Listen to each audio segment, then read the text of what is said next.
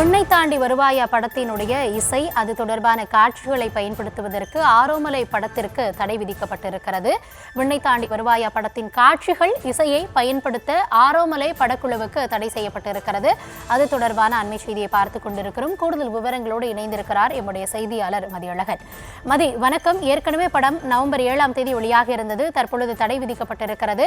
என்ன உத்தரவுல குறிப்பிடப்பட்டிருக்கு? Mini studio நிறுவனம் தயாரித்த ஆரோமலை என்ற தமிழ் திரைப்படம் நவம்பர் 7ஆம் தேதி வெளியானது.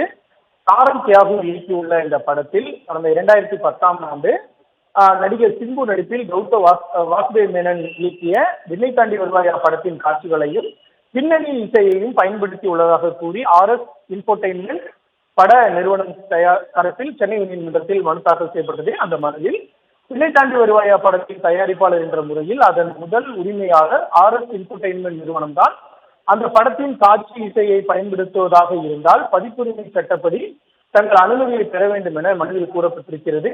அவ்வாறு எந்தவித அனுமதியும் பெறாமல் விண்ணை தாண்டி வருவாயா படத்தின் காட்சி இசையை பயன்படுத்தியதில் பதிப்புரிமை சட்டத்தை மீறிய செயல் என்பதால் ஆரோமலை படத்தில் விண்ணை தாண்டி வருவாயா படத்தின் காட்சி மற்றும் இசையை பயன்படுத்த தடை விதிக்க வேண்டும்.